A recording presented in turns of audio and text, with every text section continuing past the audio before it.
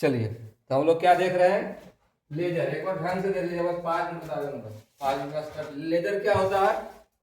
Collection of accounts. Accounts का क्या होता है?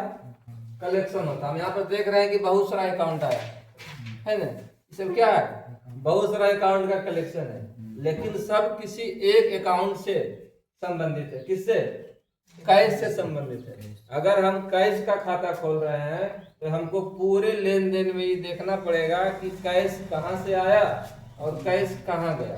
ठीक है, कैश जो आया है उसका एंट्री डेबिट साइड कर रहे हैं, कैश जो गया है उसका एंट्री क्रेडिट साइड कर रहे हैं। अब पता लगेगा कहाँ से? जर्नल से। जर्नल अगर हमारा सही सही सॉल्व है तो वहां से क्या करना है? उठा उठा खाली डाल देना है। डालना कैसे है? अब जो कैश हमारा जर्नल में डेबिट साइड है, ये ध्यान देना है कि जो कैश का अकाउंट हमारा जर्नल में डेबिट साइड बना हुआ है, इसका मतलब वो कैश आया है बिजनेस में। ये तो स्पष्ट है।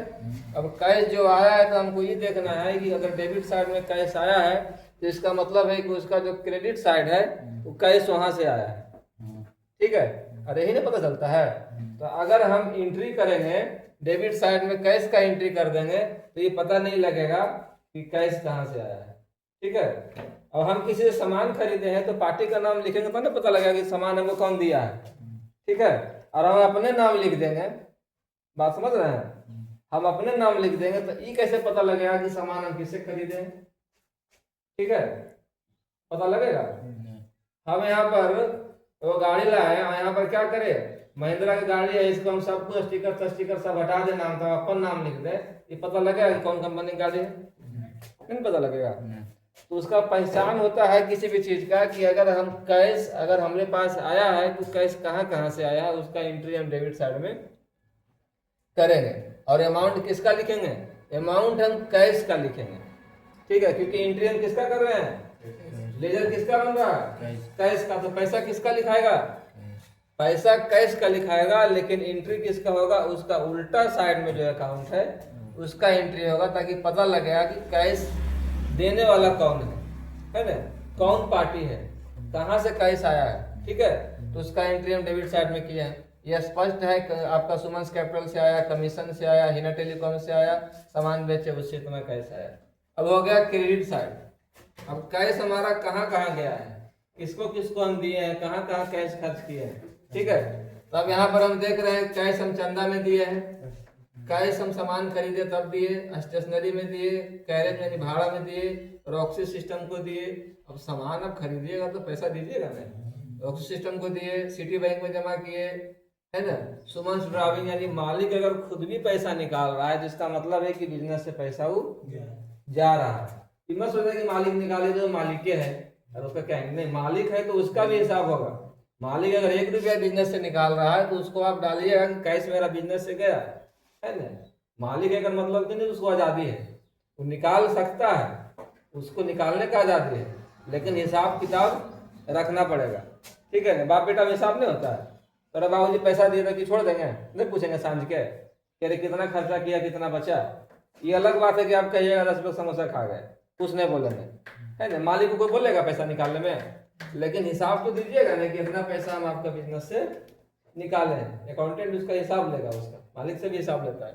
ठीक है, सिटी बैंक में सुमन ड्राइविंग में सैलरी दिया, रेंट दिया, इंटरेस्ट दिया, है ना, आपका ट्रेवलिंग पर खर्च हुआ, भाड़ा पर खर्च हुआ, तो सब मिला करके हमारा जो है 7,89,300 रुपया खर्च हुआ। पैसा आया कितना? पैसा आया 20,62,300 रुपये। यहाँ तक क्लियर है?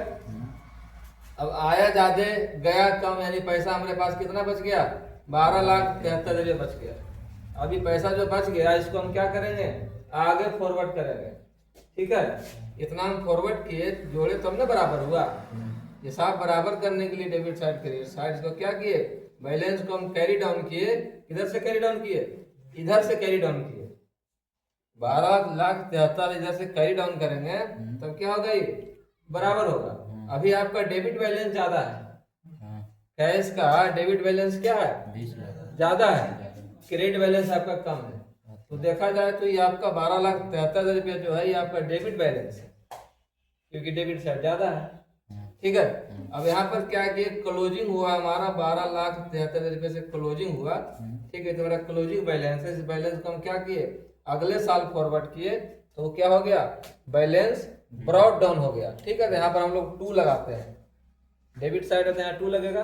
तो 2 बैलेंस ब्रॉट डाउन 12,63,000 रुपया, ये आपका क्या हो गया, नेक्स्ट ईयर के लिए ये आपका ओपनिंग बैलेंस हो गया। ठीक है, नेक्स्ट फाइनेंशियल ईयर के लिए आपका ये ओपनिंग बैलेंस हो गया, और पिछले साल जो हिसाब हुआ उसके लिए क्या था, ये क्लोजिंग बैलेंस। ठीक है, यहाँ तक स्पष्ट है ना? अगर यहाँ तक आप लोग को स्पष्ट है तो आगे जितना भी लेजर हम बनाने वाले हैं, जर्नल में जितना एंट्री हुआ है सबका लेजर बनेगा, है ना? जितना भी जर्नल में एंट्री हुआ है वो सब क्या है, अकाउंट है। अरे अकाउंटेंट है जी, इससे सैलरी अकाउंट है ना, रेंट एक्सपेंस अकाउंट, ये अकाउंट, ये अकाउंट, जितना आप देख रहे हैं सबके अकाउंट है, और सबका अकाउंट आपको खोलना पड़ेगा अलग अलग, तब ना पता लगेगा। अब सैलरी दिए तो सैलरी दिए तो कितना सैलरी दिए कैसे पता लगेगा?